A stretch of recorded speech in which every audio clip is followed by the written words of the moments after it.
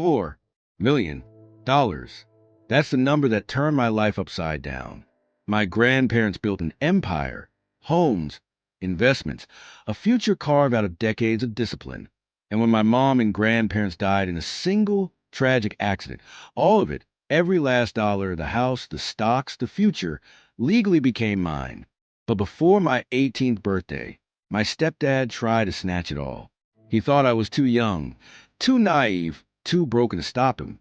What he didn't expect was that I'd fight back, and that his greed would destroy him. Grab your tea. This isn't just a story about inheritance. It's a story about wolves and cardigans, fake smiles, and how entitlement can burn someone's whole life to the ground. I was never the loud kid. You know the type. Always blurting out answers in class, making friends with ease, calling teachers by their first names? Yeah, that wasn't me. I was the quiet one.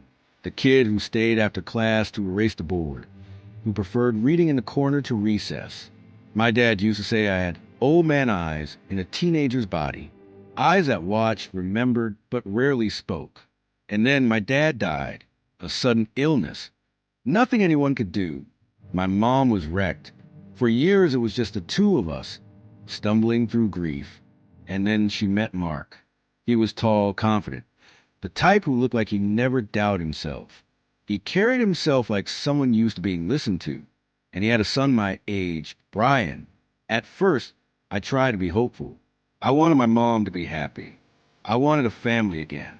But something about Mark set my nerves on edge. He was too smooth. He'd shake hands too firmly, smile too widely, laugh a fraction too long. Still, my mom lit up around him. And after years of seeing her sad, I stayed quiet.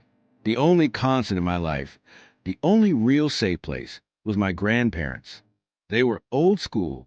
My grandfather wore suspenders, still read the newspaper cover to cover.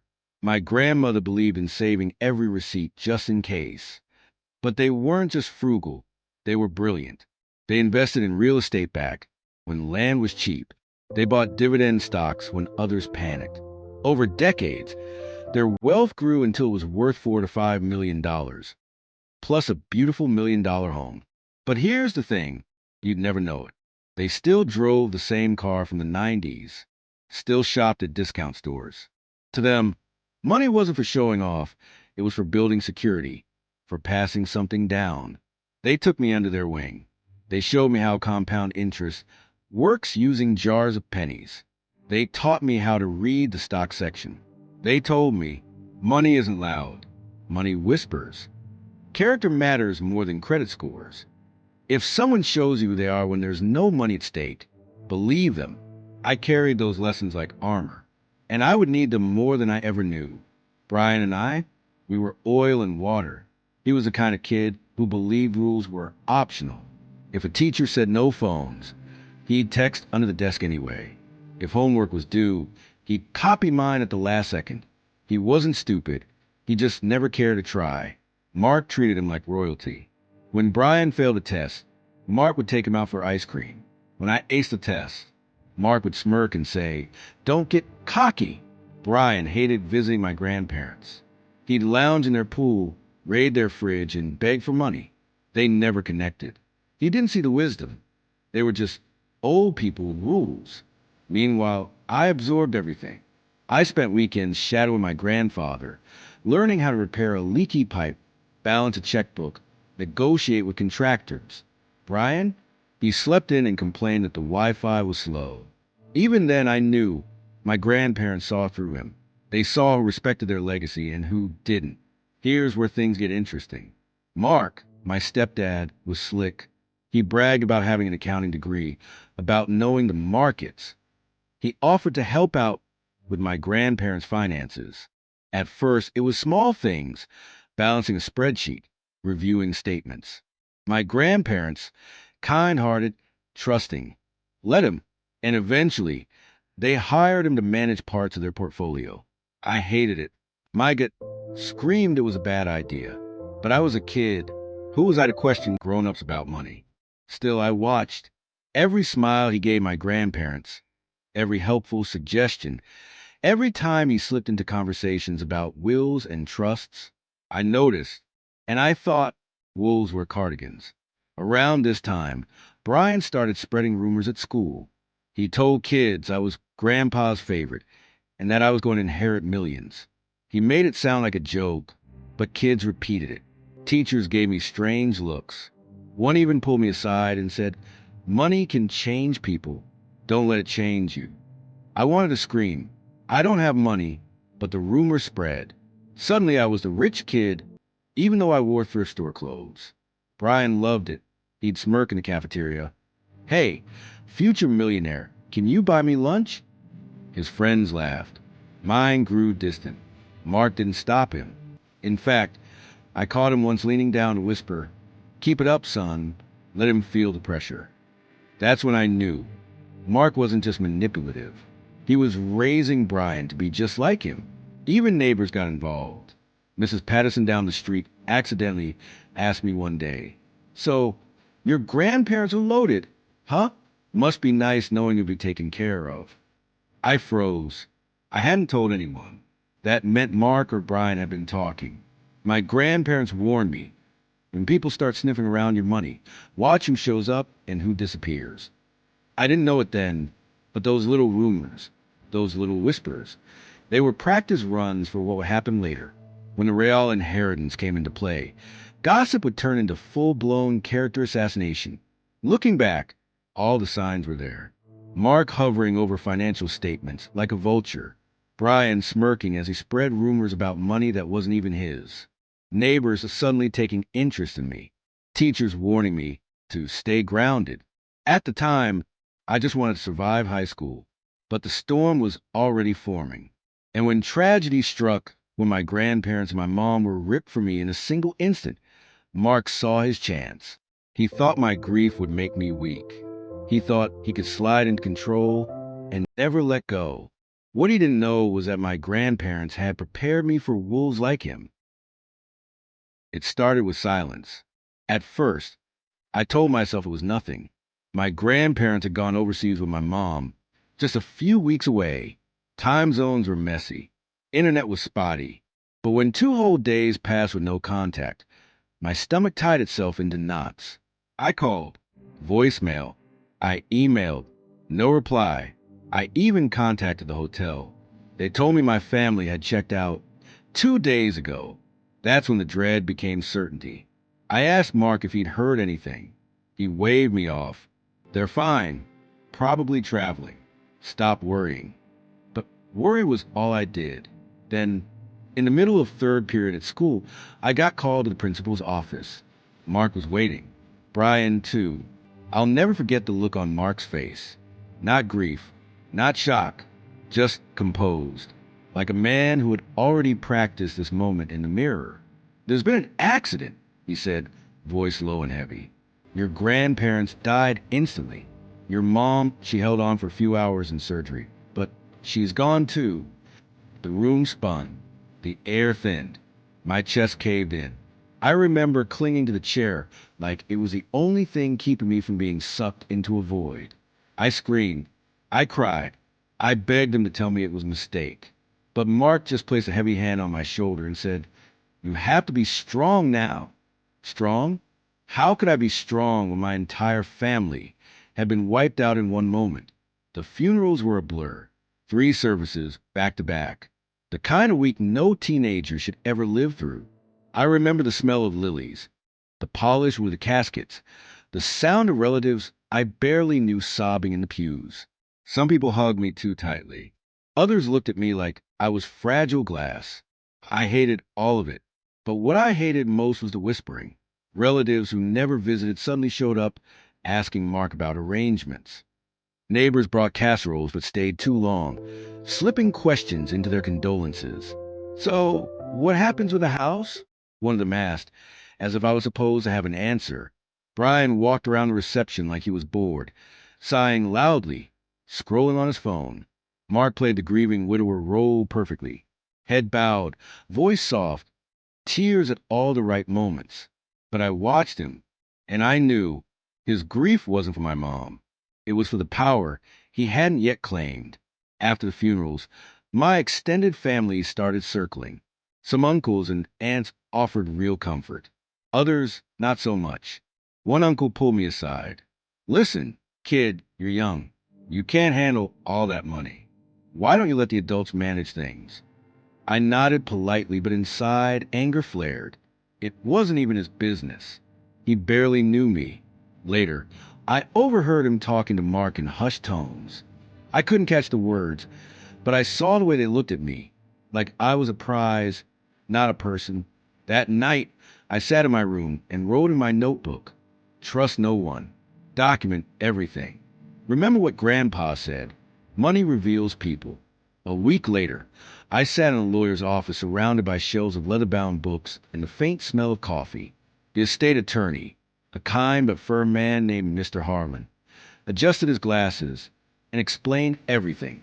My grandparents' estate, worth over $4 million, was split equally between my mom and me. But since my mom was gone, her share went to me. That meant I inherited 100%. The house, the portfolio, everything, but there was a clause. I was still 17. Until I turned 18, my legal guardian would control the estate. My mom had been listed as guardian. With her gone, the role fell to Mark. The click of his pen in his jacket pocket echoed like a gunshot in my skull. I looked at him. He smiled. Not a big smile, just the tiniest curl of his lips. And I knew this was the moment he'd been waiting for. From that day forward, Mark transformed. He called me son constantly. He made me hot cocoa at night. He asked about my homework. He told me he'd protect me from greedy relatives. Brian followed suit.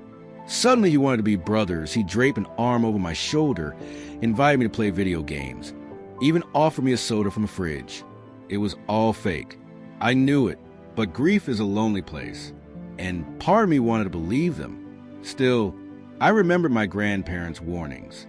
Mark didn't just try to manipulate me. He even tried to charm my teachers. At parent-teacher conferences, he leaned in with a rehearsed smile. I'm just trying to keep the boy focused. You know how teenagers are. One teacher later told me, your stepdad really cares about you. You should listen to him. I wanted to scream. He didn't care. He was setting the stage, planting seeds, making everyone see him as a good guy, so that later, when he tried to steal my inheritance, no one would believe me if I spoke out. At home, the gaslighting began. You can't handle all this money, Mark said one night at dinner, his tone casual, like he was discussing the weather. It's too much responsibility. Let me manage it for you. I shook my head. No. Grandpa taught me. He slammed his fork down. Don't bring your grandfather into this. He trusted me too. Why can't you? Brian chimed in with a smirk. Yeah, dude, relax. Dad's got this. You're stressing over nothing. I clenched my fists under the table. They thought they could tag team me, wear me down. But I stayed quiet, observing, waiting. Neighbors noticed too. One afternoon, Mrs. Patterson cornered me at the mailbox. I hear your stepdad's been handling all the estate paperwork. That must be such a relief for you. Relief? My stomach turned. Word was spreading. Mark wasn't just trying to convince me. He was convincing the entire neighborhood that he was a benevolent guardian, the hero of the story. And me?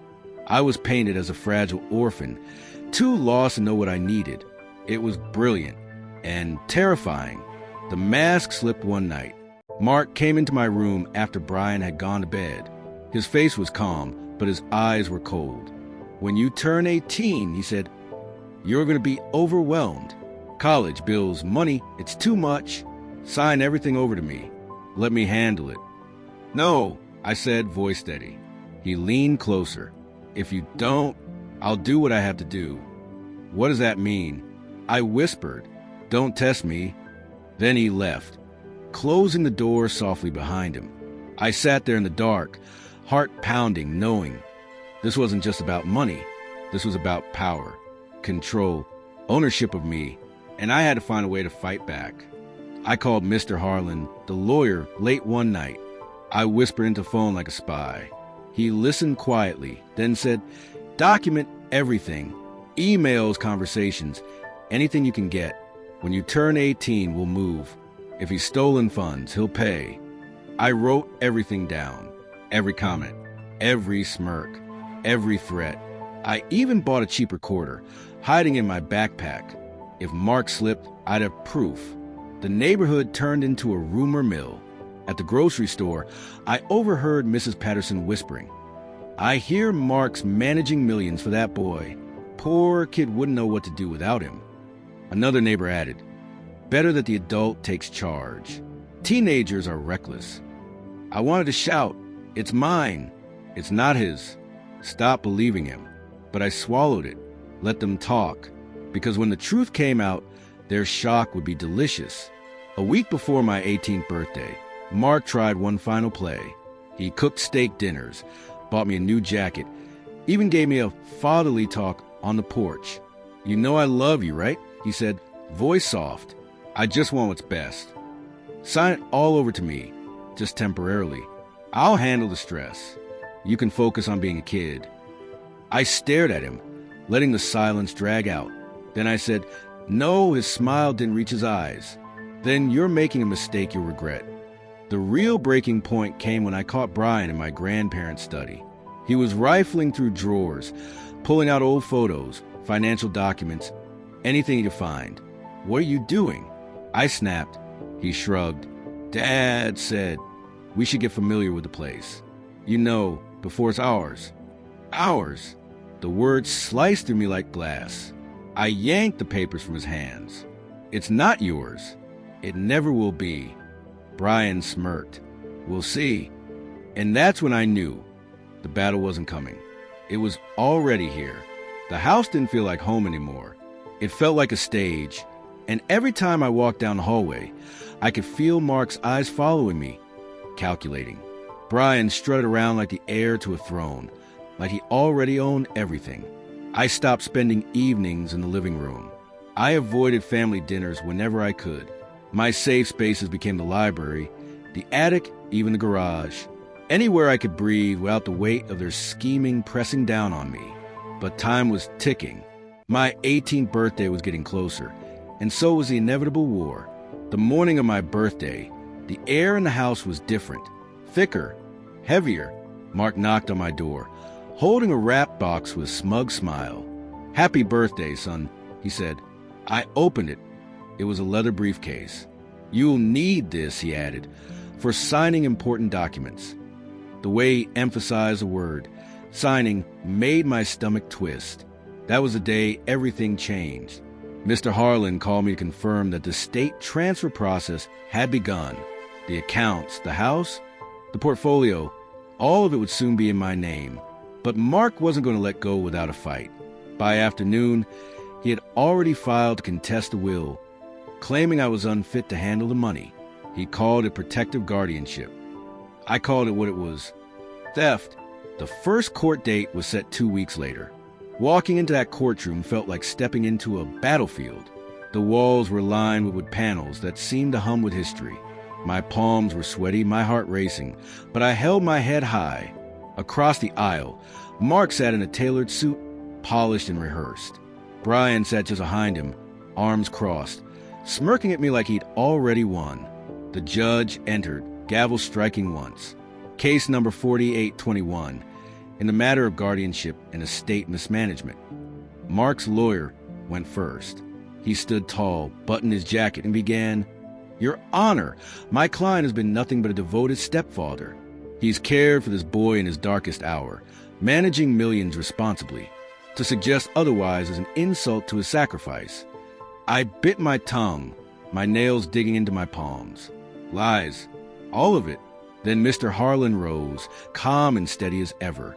"Your Honor, the evidence will show a pattern of financial abuse, manipulation, and fraud. This guardian was not protecting the estate. He was bleeding it dry."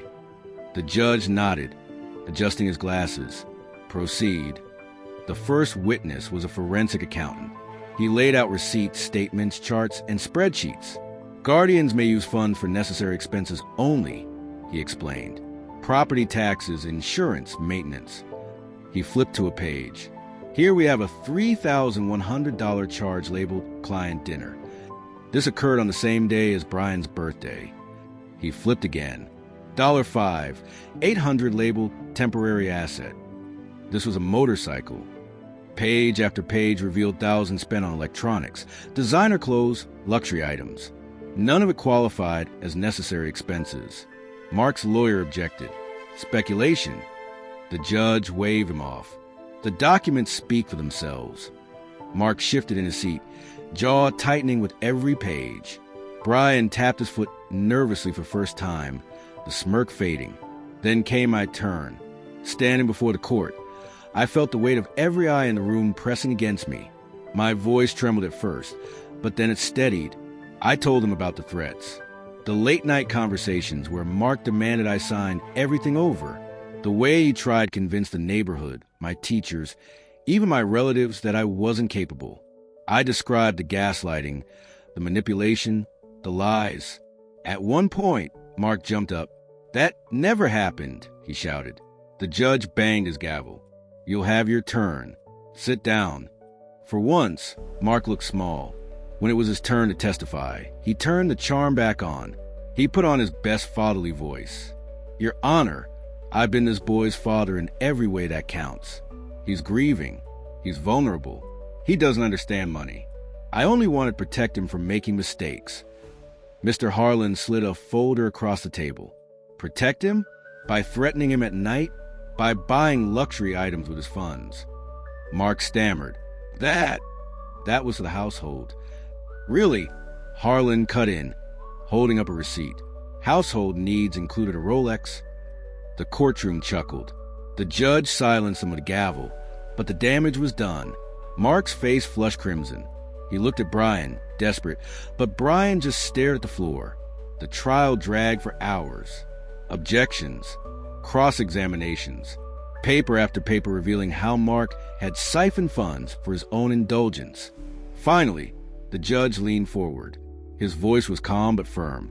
This court finds a guardian misused estate funds, breached fiduciary duty, and attempted to manipulate the beneficiary. The estate is hereby transferred in full to the rightful heir. Restitution of misused funds is ordered. Legal fees will be paid by the guardian. His financial license will be referred for disciplinary review. The gavel slammed. It sounded like freedom. Mark slumped in his chair, pale.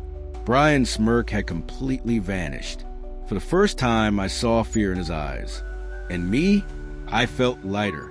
Not because I had won the money, but because I had finally broken free of their grip. But the war wasn't just about a courtroom verdict. It was about what came after.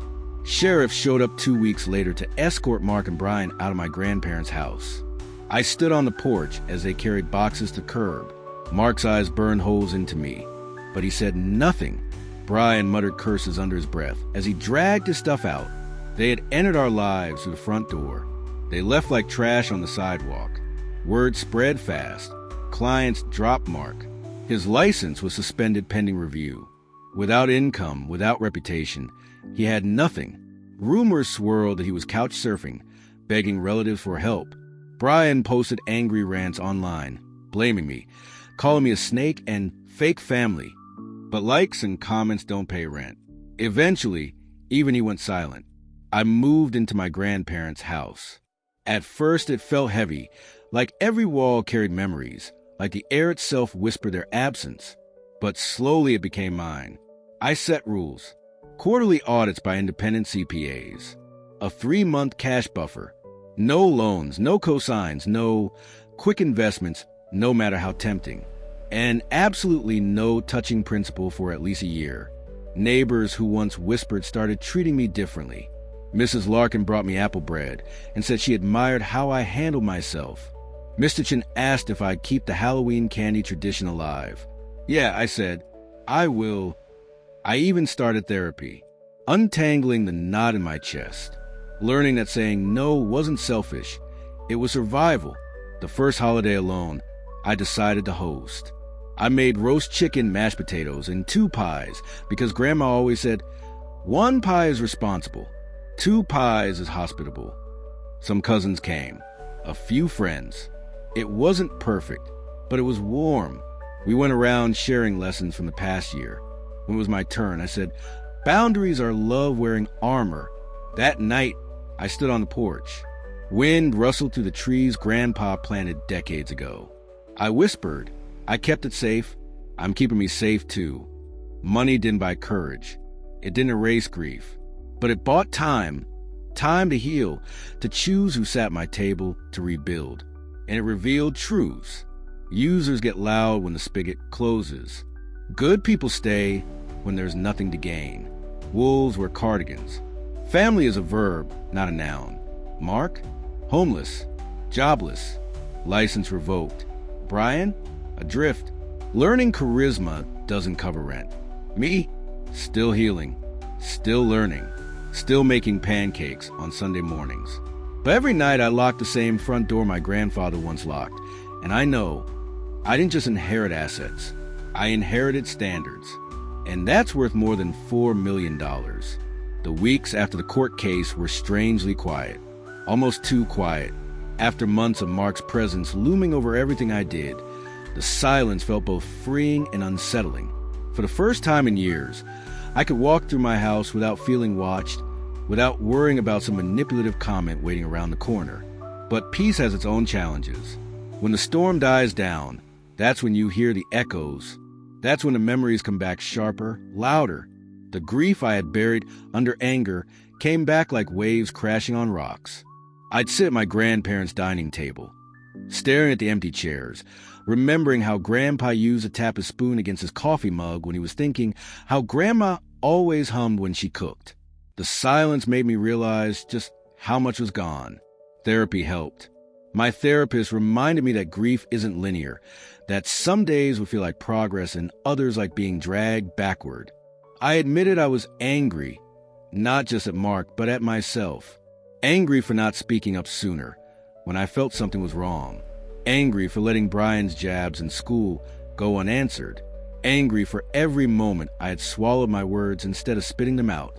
She told me something I'll never forget. You survived. That's enough. Survival isn't weakness. It's the foundation of strength. So I started writing again. Journaling. Not just documenting the lies and manipulation like before, but writing about my grandparents. Their lessons. Their quirks. The little details I didn't want to forget.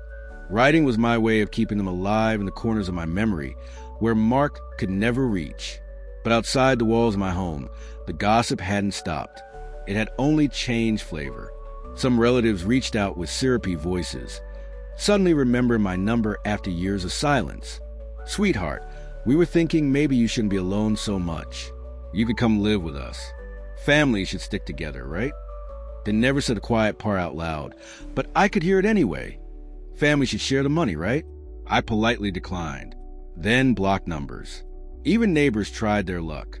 Mrs. Patterson asked if I'd consider investing in her nephew's startup. Another neighbor hinted at helping me renovate the house, but his quotes for materials were triple the actual cost. I smiled, nodded, then said no.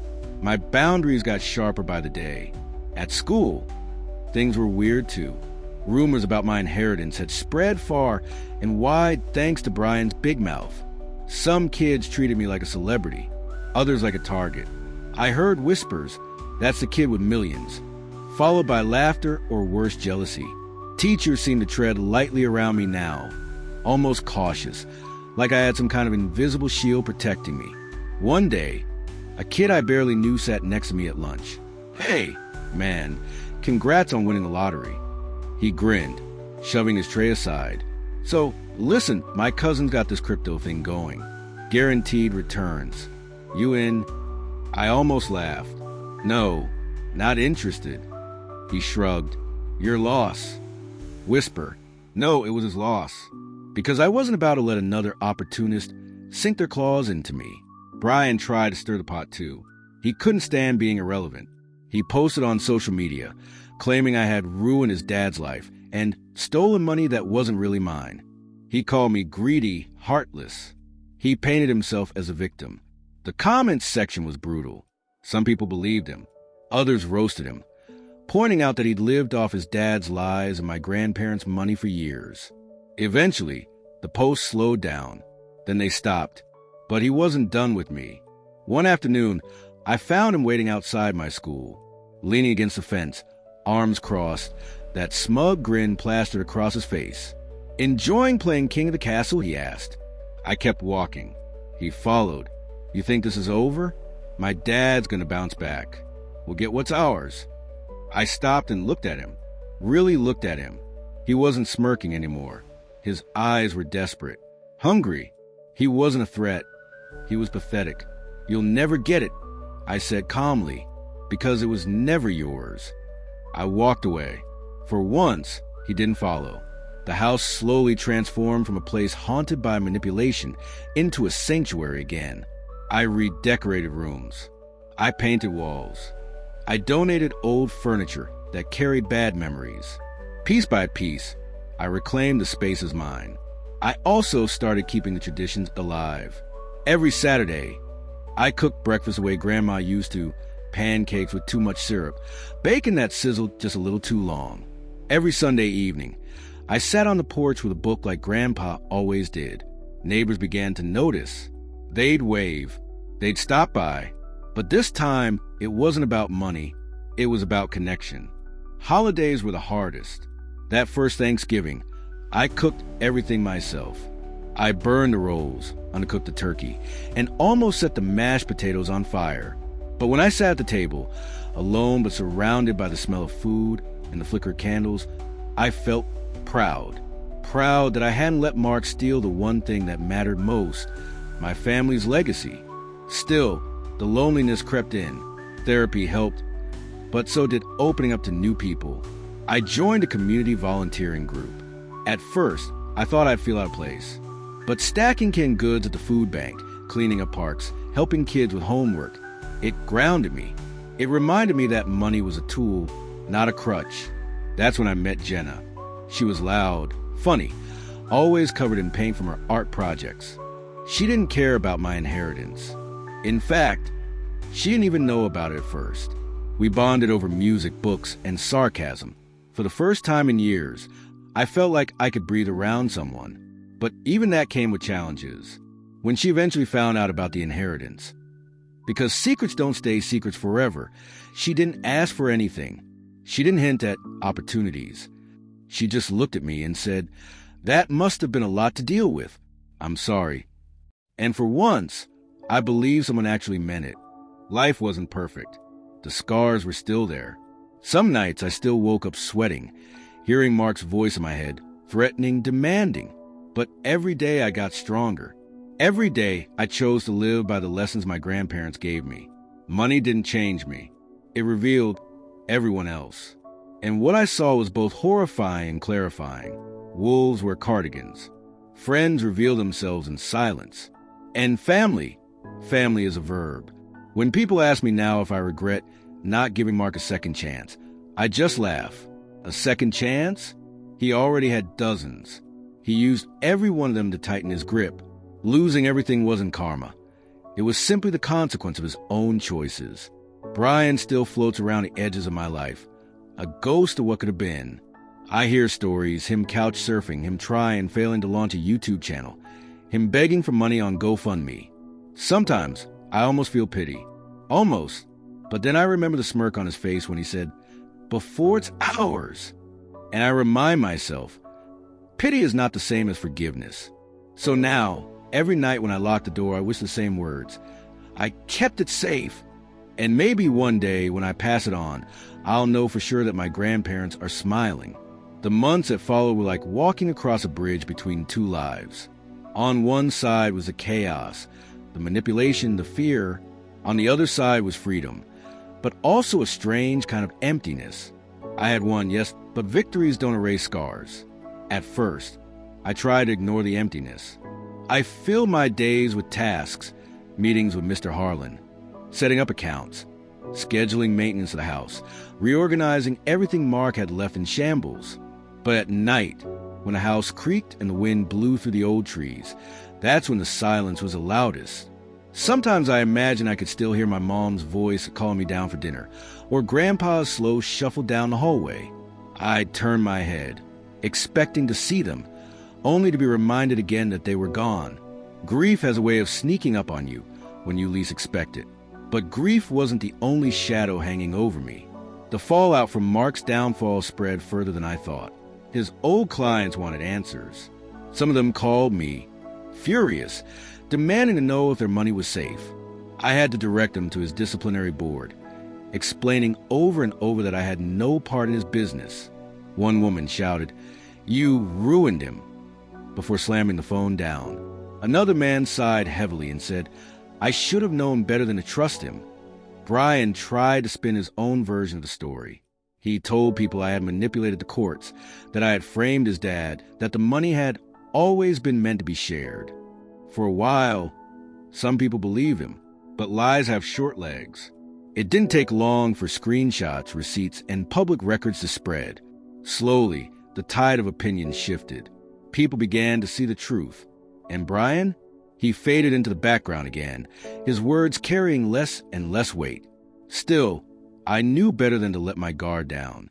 Wolves don't change their nature. They just wait for a new opportunity. So I built walls, not just physical, but emotional. I surrounded myself with people who earned my trust through actions, not words. Jenna was one of them. Mr. Harlan was another. And even a few neighbors who had once whispered now showed up with genuine kindness. But not everyone disappeared quietly. One evening, there was a knock at my door. When I opened it, I froze. Standing there was Mark. His suit was gone, replaced with worn jeans and a wrinkled shirt. His hair was messy, his eyes bloodshot. He looked broken. "I just want to talk," he said softly. Every instinct screamed at me to slam the door, but curiosity held me still. "What do you want?" I asked, my voice sharp. "I lost everything," he admitted. His voice cracked, and for the first time, I wondered if it was real. I don't know where to go. For a split second, pity stirred in me. This was the man who had tried to destroy me. But now he was standing on my porch, stripped of all power. Then I remembered the threats, the gaslighting, the way he had looked at me not as a son, but as a possession.